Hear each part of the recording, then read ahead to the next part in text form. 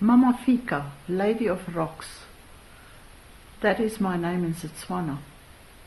It may have something to do with the place where I was born, but never did I imagine how this name would unintentionally influence the course of my life.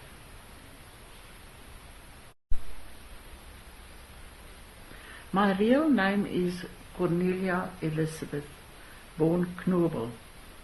Shortly before my birth, my mother lost both her parents and she called me Coral, feeling that I was a precious replacement for the loss. If there is something in the color of the name, I wouldn't know, but my life has been a very colorful one indeed.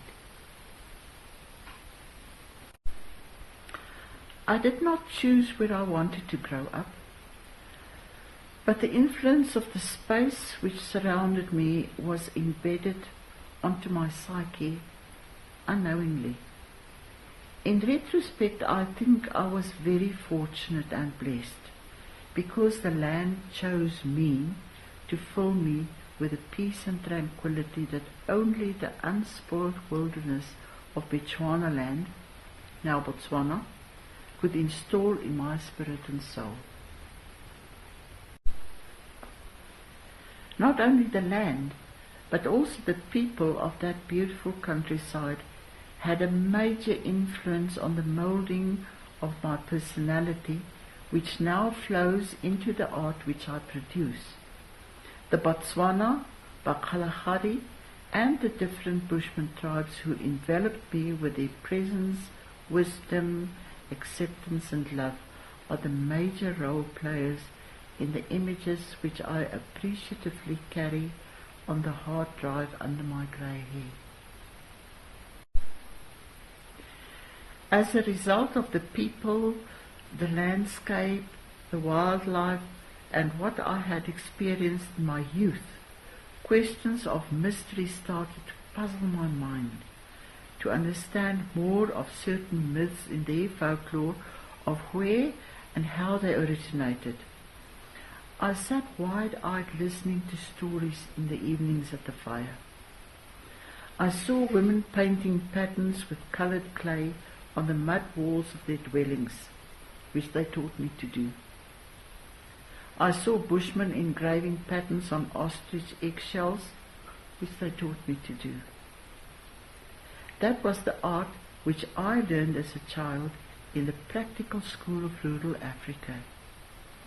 I knew no other art until I had to go to boarding school in South Africa, to a real school. Laboriously I finished school, matriculating at Hoër Volksskool Potchefstroom. I had my mind made up that I wanted to study art. Without art as a subject, I couldn't enter any university. Second best was to go to a teacher's training college, but the only one I could find with such a course was in Pretoria, at the Normaal College, where I was fortunate to be enrolled after an audition. I learned different painting techniques, and that was about it. Except for one person who taught me about observation and the use of colour, none other than Walter Bathurst. Teaching was not my first love, although I did love teaching art, and in the process I learned more than my pupils. The history of art and appreciation of art fascinated me, and by studying more I could find a way of expressing my ideas. During school holidays I had the opportunity and privilege to visit and work at the Johannesburg Art Foundation with Bill Ainsley, but not arrived yet at that which was hidden in my subconsciousness. Only after I had raised our 4 children and retired from that which life had expected of me, I decided at the ripe age of 60 that it was time to delve deeper into the inner self and to find out what it was that I really wanted to do.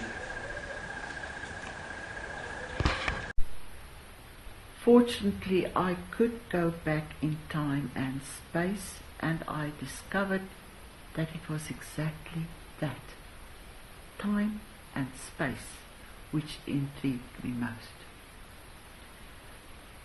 The textures in nature, like rocks, sand, lichens on rocks and bark, softly tanned skin, downy grass cover, are the obvious finishing which brings out the character and emotion of the underlying message in the works.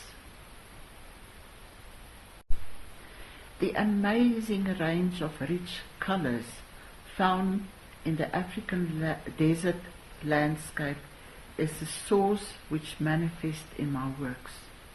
The cobalt blue of the sky, the warm red and yellow ochre of the sand dunes, the pale yellow of grassy plains, and in contrast the deep sap green of bush and shrub.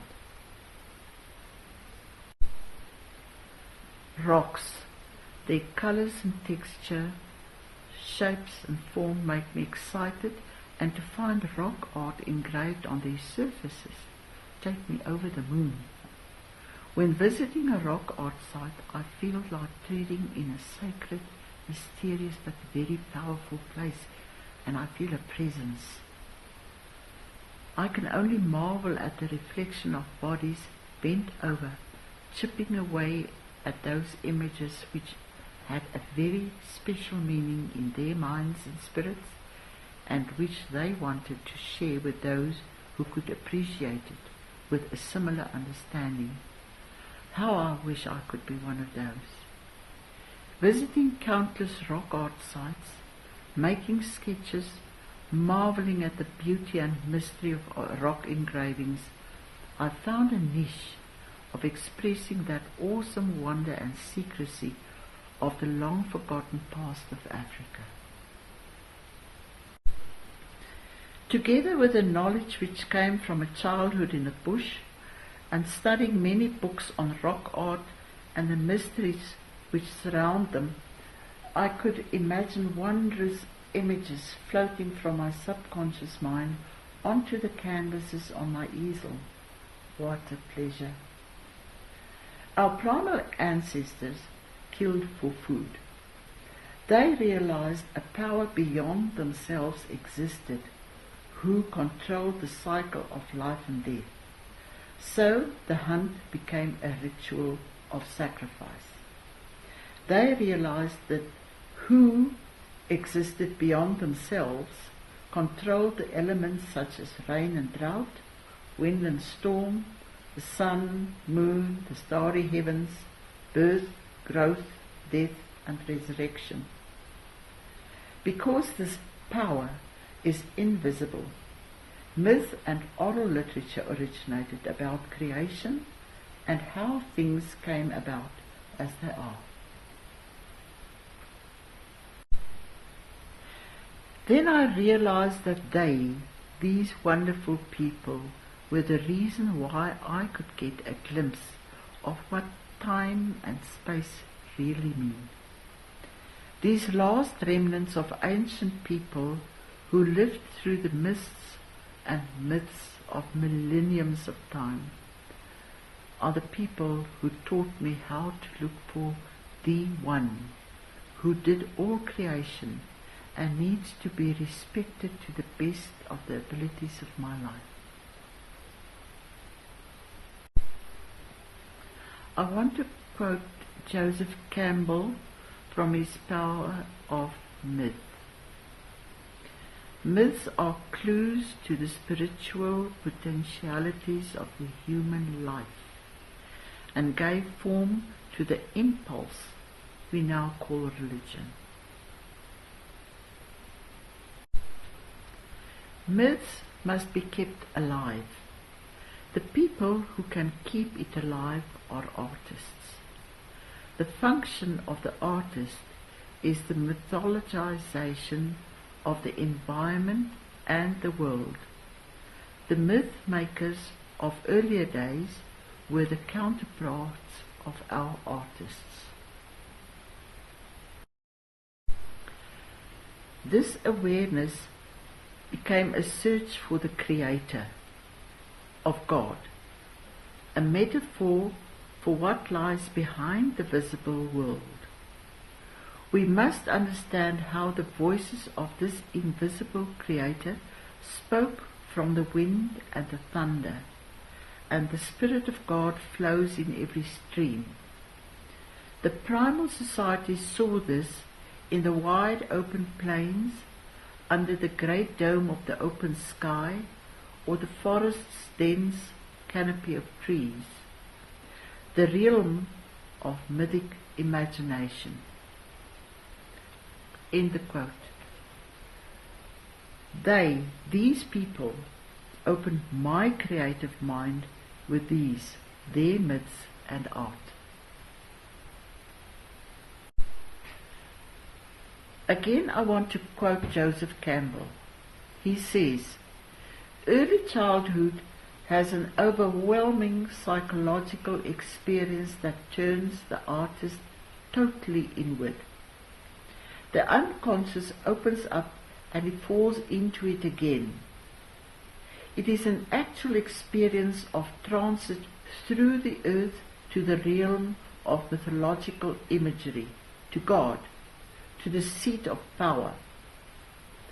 That is what the reborn again Christian experience. The central point of the world is in yourself, where stillness and movement are together. Movement is time, but stillness is eternity. Realizing how this moment of your life is actually a moment of eternity."